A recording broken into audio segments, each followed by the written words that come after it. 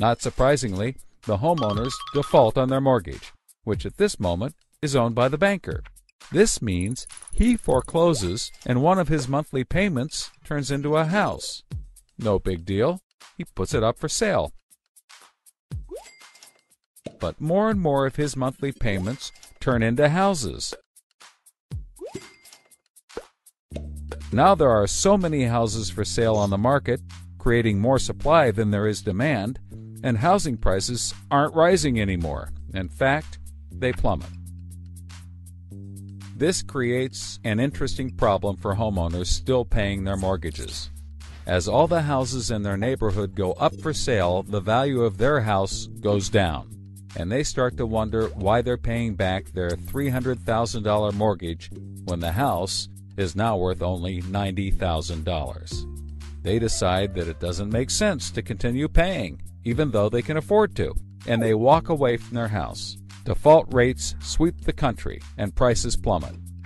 Now the investment banker is basically holding a box full of worthless houses.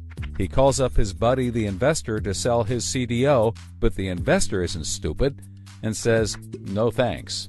He knows that the stream of money isn't even a dribble anymore.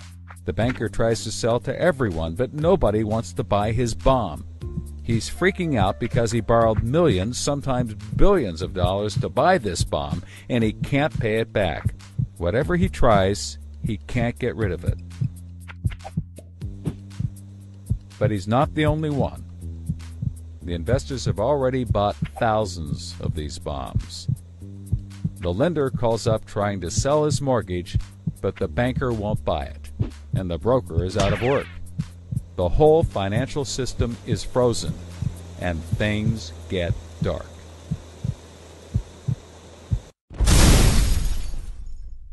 Everybody starts going bankrupt. But that's not all. The investor calls up the homeowner and tells him that his investments are worthless. And you can begin to see how the crisis flows in a cycle. Welcome to the crisis of credit.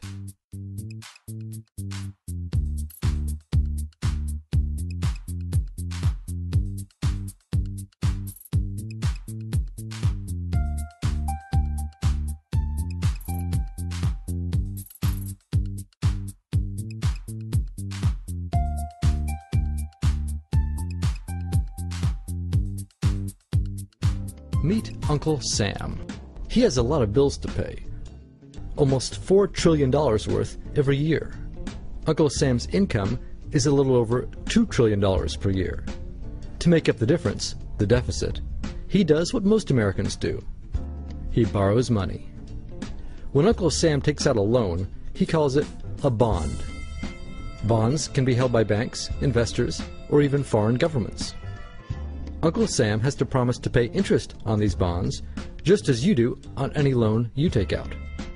Ever think about paying your mortgage with your credit card? That's exactly what Uncle Sam does. He takes out new loans, new bonds, so that he can make payments on the old ones.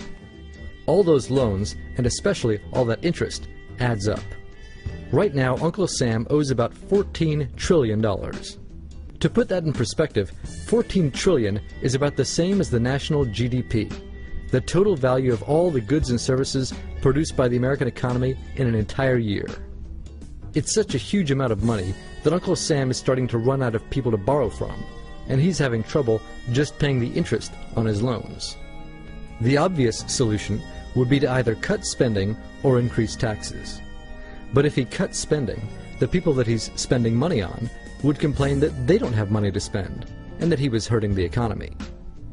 If he tried to raise taxes enough to close this gap, not only would people definitely have less money to spend, he'd probably have riots on his hands.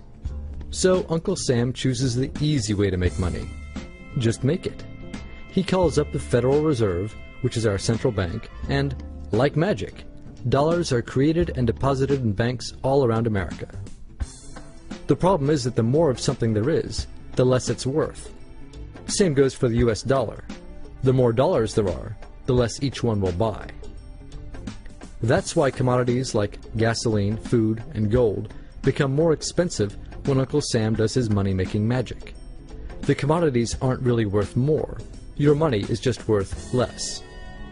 That's called inflation. Remember the foreign governments that lent money to Uncle Sam? When they lent money to the American government, something interesting happened. It made the U.S. look richer, and their countries look poorer. When a country looks poor compared to America, $1 of our money buys a lot of their money, so they can pay their workers only a few pennies a day. With such low labor costs, they can sell their products in America for lower prices than any American manufacturer can. The easiest way for American companies to compete is to move their factories overseas and pay their workers